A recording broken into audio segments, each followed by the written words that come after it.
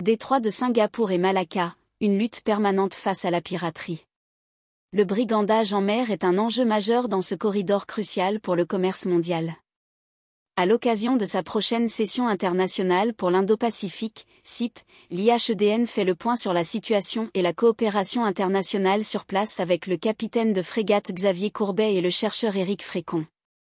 Du 17 au 21 novembre, l'IHEDN organise sa session internationale pour l'Indo-Pacifique, CIP, qui rassemblera à Paris des officiers et hauts fonctionnaires de différents pays de la zone.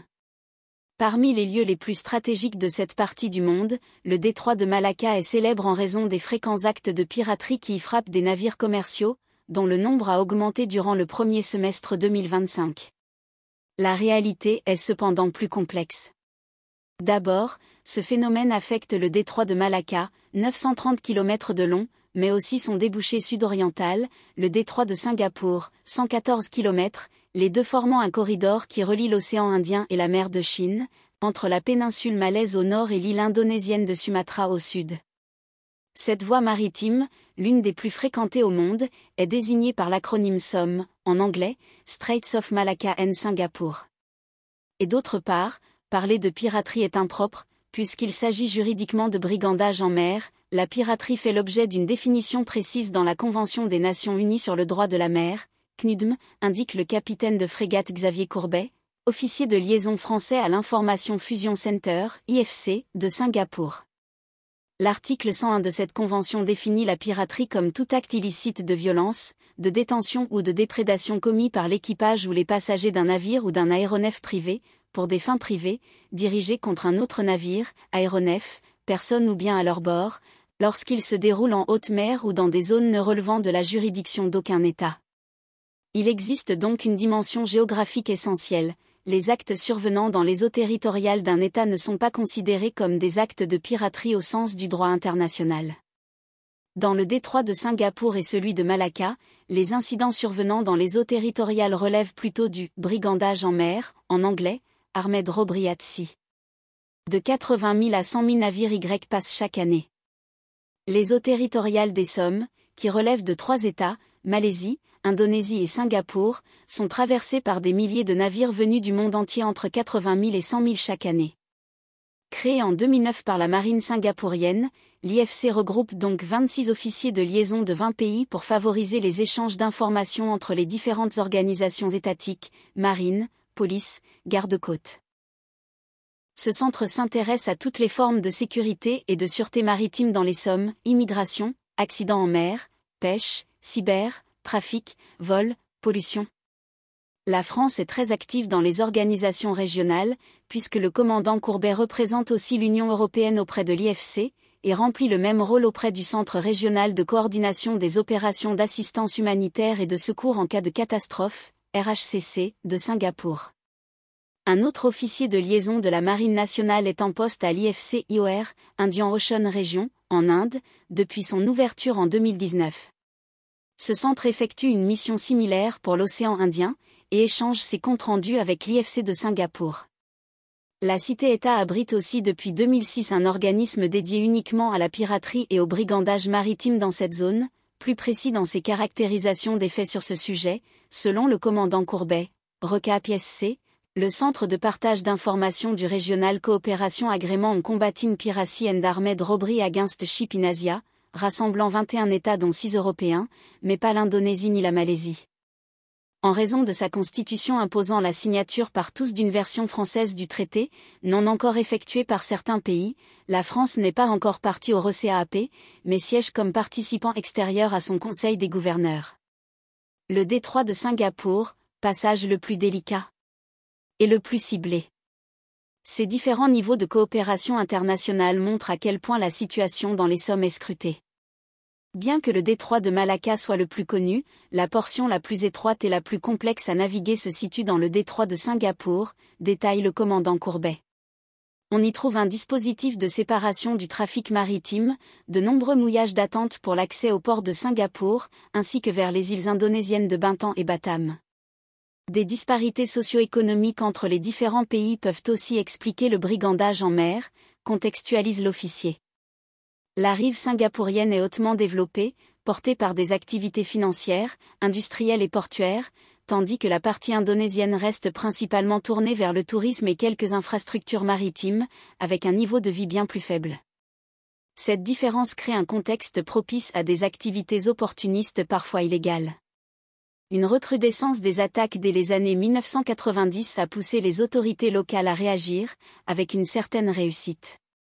Si bien que, pendant longtemps, la zone avait été sécurisée, rappelle le chercheur français Éric Frécon, actuellement Visiting Fellow à l'Australian Strategic Policy Institute de Canberra, et spécialiste de la piraterie maritime dans cette région.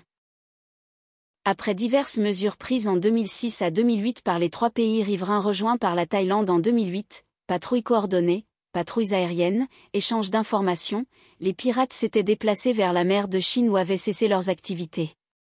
Mais au bout de quelques années, les pirates, ou bandits, sont repartis à l'action, avec une forte augmentation dans le détroit de Singapour, aux abords du Philippe Channel, l'endroit le plus resserré du détroit.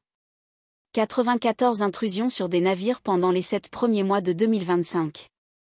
Entre le 1er janvier et le 31 juillet 2025, 94 intrusions ont été signalées sur des navires en transit dans le détroit de Singapour, soit un niveau équivalent à l'ensemble de l'année 2024, marquant une hausse préoccupante, selon le commandant Courbet. Plus précisément, indique l'officier de liaison français, parmi ces 94 cas, seuls 7 ont été classés de gravité, modérée, contre 10 en 2024, en raison de confrontations physiques, 2 cas, ou de brèves séquestrations d'équipage, 5 cas de ligotage. Les 87 autres intrusions n'ont eu que des conséquences matérielles. D'après Éric Frécon, les causes de cette recrudescence seraient très circonstancielles. Plus que les indices macroéconomiques, car l'île de Batam semble plutôt se développer ces dernières années, avec des chantiers qui reprennent, des routes qui se construisent, etc., c'est la reprise de l'activité criminelle par un ou 2 gangs, avec possiblement des raisons très personnelles ou particulières, qui peuvent expliquer tel ou tel pic. L'apaisement de la situation depuis la réaction de l'Indonésie, la quasi-totalité de ces incidents s'étant produits dans le Philippe Channel, en eau territoriale indonésienne semble confirmer cette analyse. Éric Frécon parle de « baisse significative » et le commandant Courbet précise. Le nombre d'incidents a très fortement diminué à la suite de l'arrestation par la police maritime indonésienne, IMP, d'auteurs impliqués dans 2 vols sur des navires de la compagnie maritime française CMA-CGM, qui a demandé des poursuites, en juillet. En tout état de cause, l'impact direct de ces incidents sur le commerce mondial demeure très limité, ajoute l'officier de marine français. Selon lui, les conséquences sont surtout indirectes. Augmentation possible des primes d'assurance maritime. Nécessité de renforcer les effectifs à bord pour assurer une meilleure autoprotection ou surveillance. Coût opérationnel légèrement supérieur pour les armateurs. Pas d'impact fort sur le commerce mondial ou régional. L'universitaire Éric Frécon partage ce constat rassurant pour la fluidité du trafic commercial. Même à son âge d'or, la piraterie, et le banditisme maritime, n'a pas eu d'impact fort sur le commerce mondial ou régional. Rapporté au trafic maritime, le nombre d'incidents est négligeable, surtout si on détaille les attaques puisqu'on a affaire à de moins en moins de détournements de bateaux, cargaisons, voire de pétrole siphonné. De même, très peu de blessés. Depuis son poste d'observation à l'IFC, le capitaine de frégate Xavier Courbet relève à la fois un certain pragmatisme des acteurs du commerce maritime et une adaptation des malfaiteurs à la réponse sécuritaire. Les navires victimes poursuivent en général leur transit, et ne portent pas plainte, pour ne pas avoir de retard significatif qui leur coûterait plus cher que l'impact de l'intrusion. Quant aux auteurs, ils évitent les violences pour ne pas attirer l'attention des forces locales ni provoquer des réactions armées.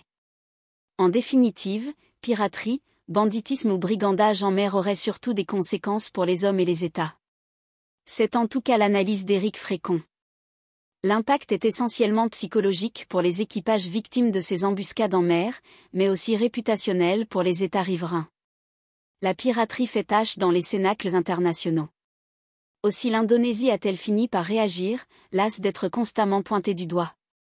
D'un point de vue diplomatique et plus indirect, il est à noter que la piraterie constitue l'un des rares sujets consensuels, propices à des coopérations et à des exercices en commun.